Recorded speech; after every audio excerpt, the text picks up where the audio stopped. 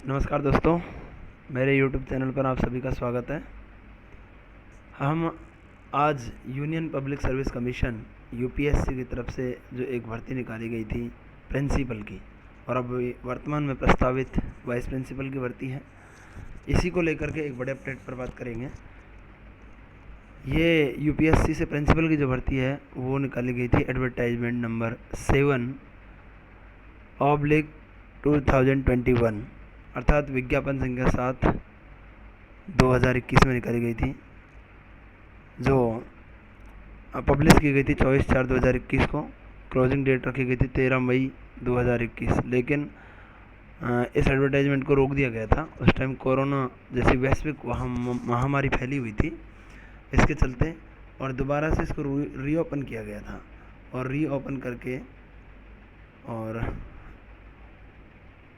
ये जुलाई में जो फॉर्म है वो भरे गए थे, जो कि 10/7/2021 से लेकर के 29/7/2021 तक फॉर्म भरवाए गए थे। उसी पर काफ़ी दिनों से एक संशय बना हुआ था कि एग्ज़ाम होगा या यूपीएससी स्क्रूटनाइज करेगा फॉर्मों को, ये स्पष्ट नहीं हो पा रहा था। लेकिन दोस्तों, आप सभी का इंतज़ार ख़त्म हुआ और यहाँ पर आरपीएससी की ओर से एक बड़ा अपडेट आया है। प्रिंसिपल, जिसका ग्रेड पे 7600 होता है, सबसे बड़ी भर्ती है यूपीएससी की ओर से, उसके लिए एग्ज़ाम का आयोजन किया जा रहा है।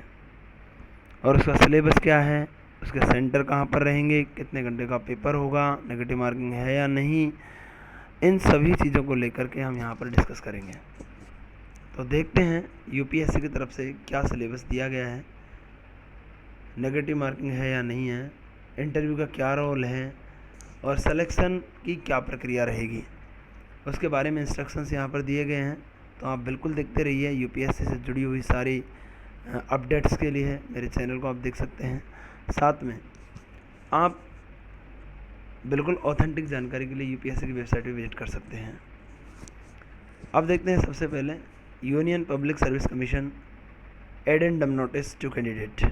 तो कैंडिडेट के लिए एक नोटिस जारी किया है यूपीएससी ने, पब्लिक सर्विस कमीशन ने, और इसमें देखो, इसमें दिया हुआ है कि reference union public service commission indicative advertisement number 7/2021, अर्थात 7/2021, publish on 24 April 2021 with closing date 13/5/2021, has been reactivated vide advertisement number 07/2021, item number 1, vacancy number इसमें शो किया गया है 21040701324।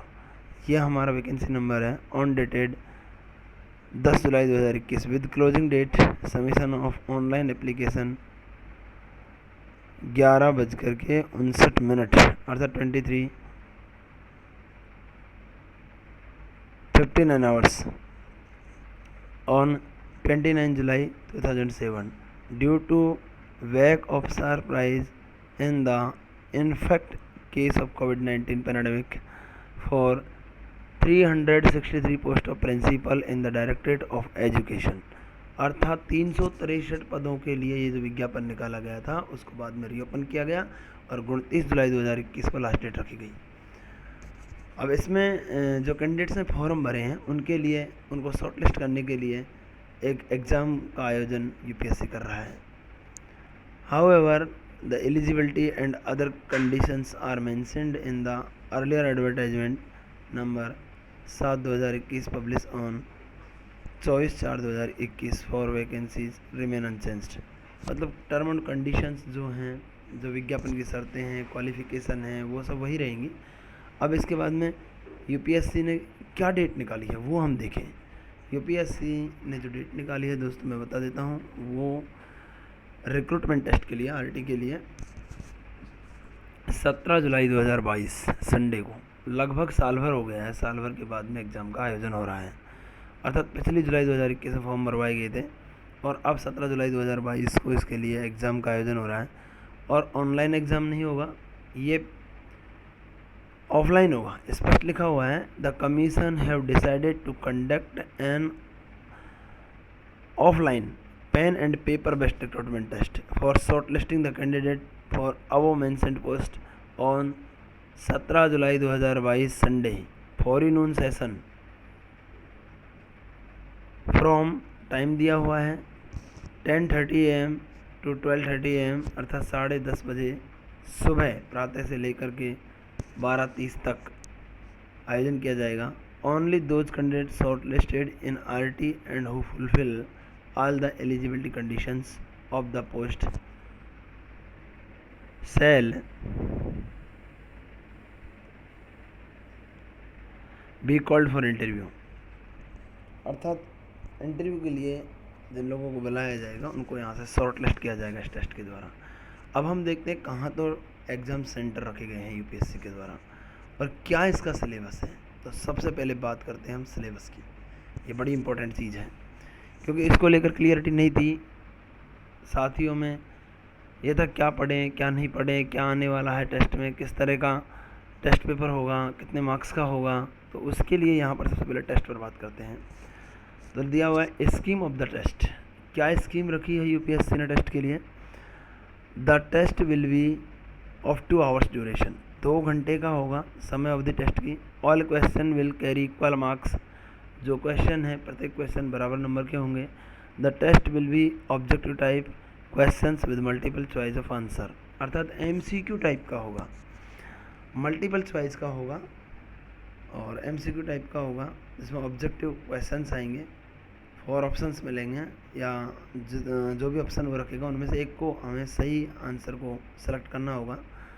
The medium of question paper will be both Hindi and English, तो दोनों language में paper को रखा जाएगा। ऐसा नहीं है केवल इंग्लिश मीडियम में होगा या हिंदी मीडियम में होगा, इंग्लिश और हिंदी दोनों मीडियम में पेपर को रखा जाएगा, जिसमें आपको सहूलियत आप हल कर सकते हैं।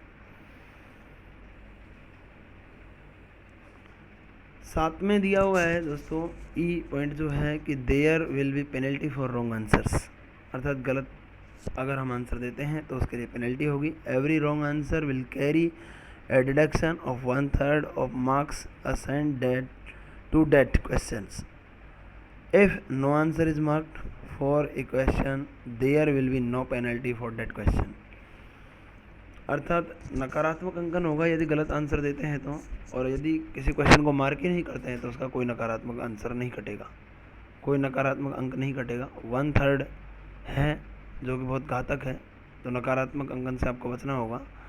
अगर हम एग्ज़ाम हॉल के दौरान ज़्यादा क्वेश्चंस नेगेटिव कर देते हैं, गलत कर देते हैं, तो हमारा जो करेक्ट स्कोर हुआ है उसमें से हमें लॉस होगा।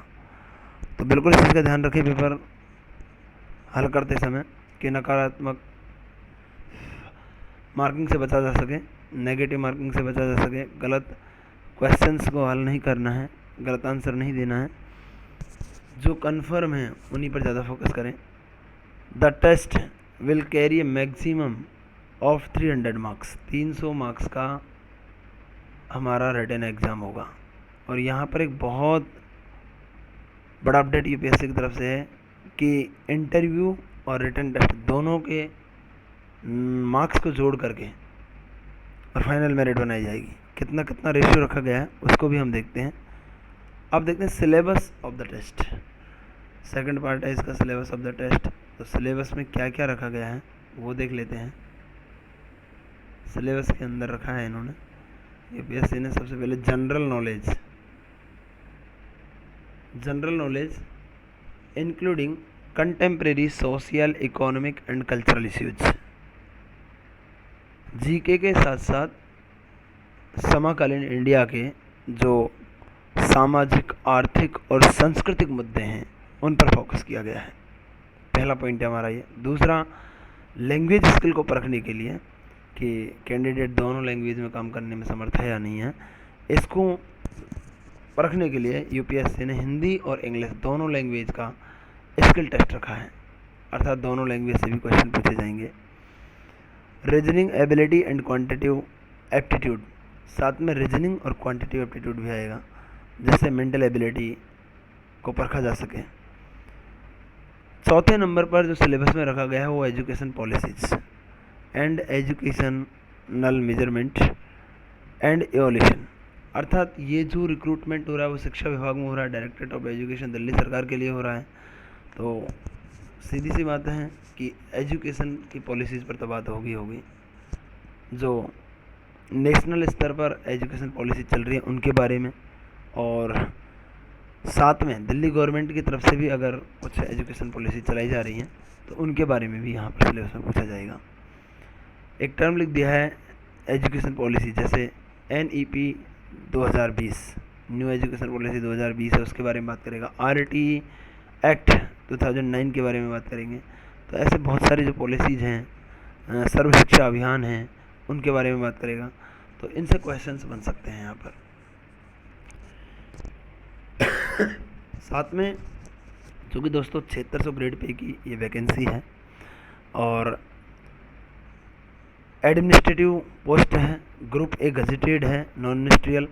तो यहाँ पर एक एडमिनिस्ट्रेटर की भूमिका में प्रिंसिपल के रूप में ऑफिस मैनेजमेंट, स्कूल का मैनेजमेंट एंड फाइनेंशियल एडमिनिस्ट्रेशन, अपने जो सबऑर्डिनेट एम्प्लॉयज़ हैं उनके लिए फाइनेंशियल एडमिनिस्ट्रेशन की आवश्यकता यहाँ पर होगी। तो इसको भी टेस्ट के अंदर शामिल किया गया है, मैनेजमेंट एंड फाइनेंशियल एडमिनिस्ट्रेशन को, जिसके अंदर जो रूल्स हैं उनको शामिल किया जाएगा। LTC वगैरह, मेडिकल रूल, ये सारी चीज़ें इसके अंदर आ सकती हैं। एक है ऑफिस प्रोसीजर।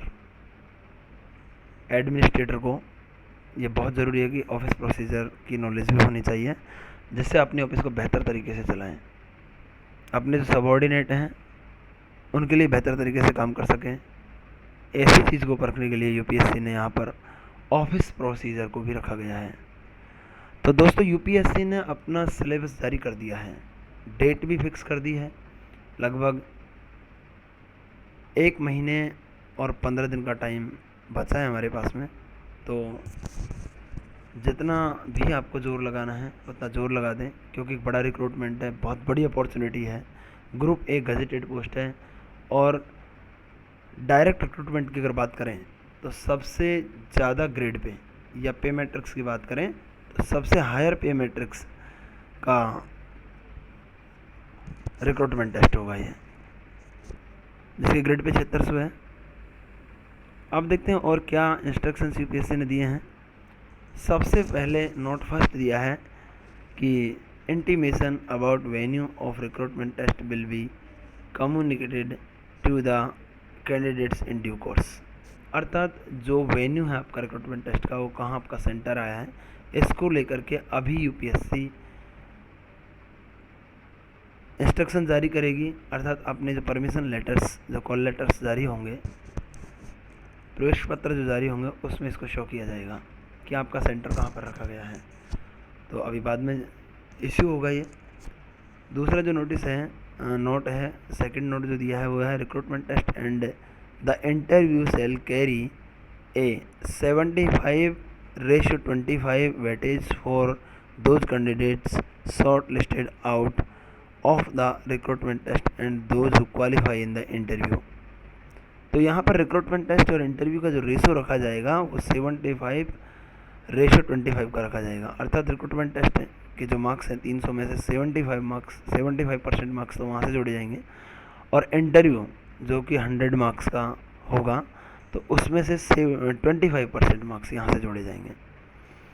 इन दोनों को मिला करके फाइनल मेरिट निकाली जाएगी और उसी से सिलेक्शन दिया जाएगा। अब एक स्टैंडर्ड भी इन्होंने फिक्स किया है, उसको हम देख लेते हैं दोस्तों। Standard of suitability for the interview for candidate belonging to various categories is fixed as under.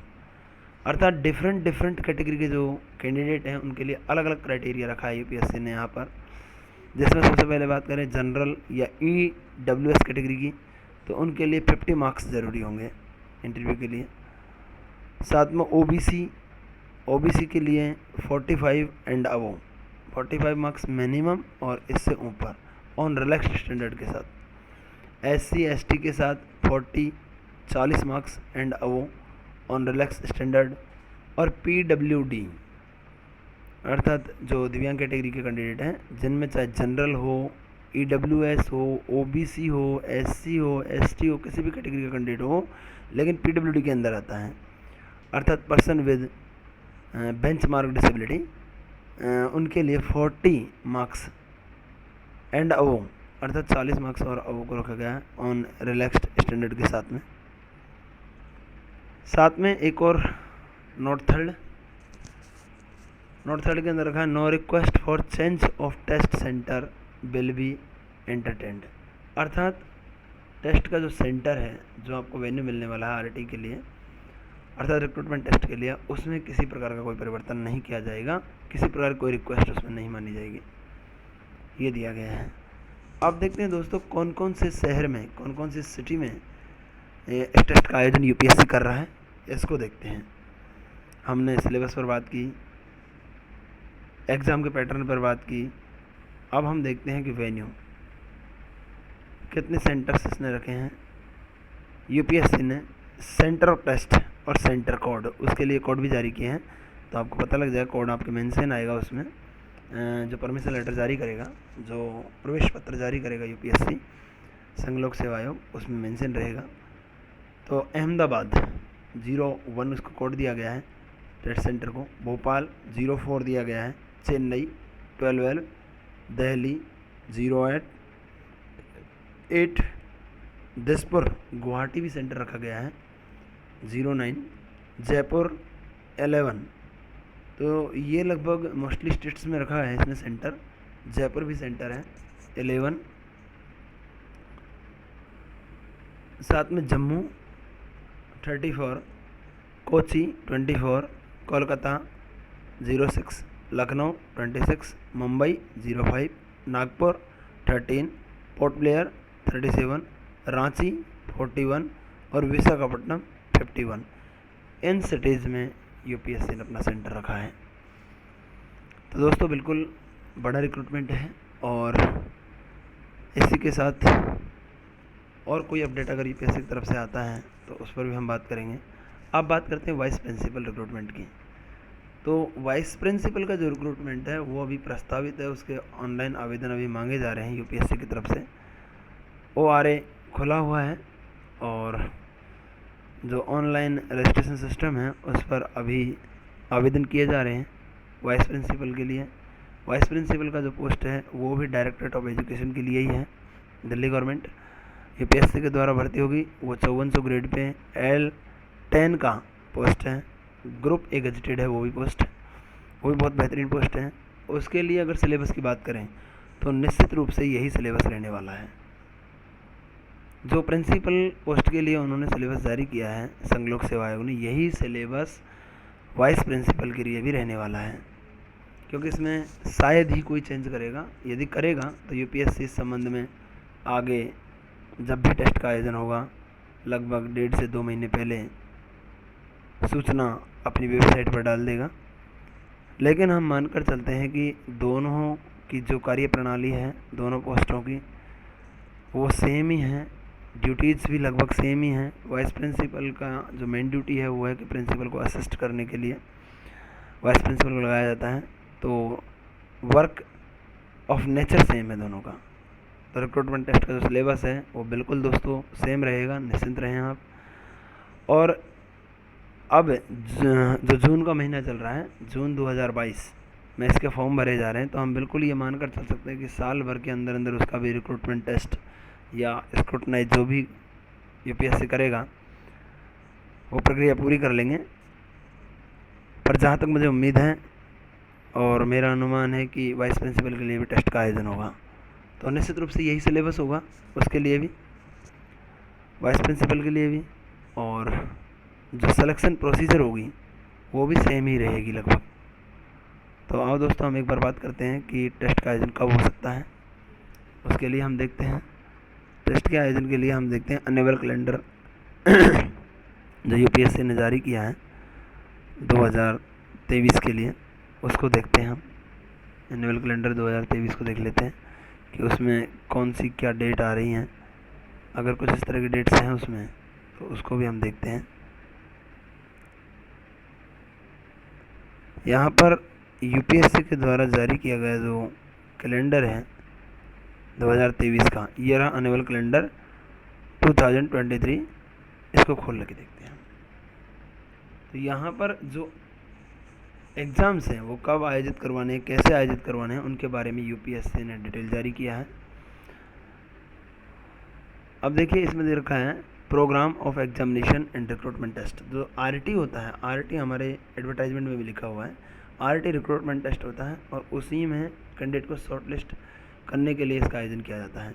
तो कुछ एग्ज़ाम्स तो पहले ही फिक्स होते हैं यूपीएससी के, जैसे इंजीनियरिंग सर्विसेज है, कंबाइंड जियो साइंटिस्ट एग्ज़ाम है, ये फिक्स एग्ज़ाम है, सिविल सर्विसेज एग्ज़ाम है, तो उनके लिए डेट पहले फिक्स कर देता है यूपीएससी।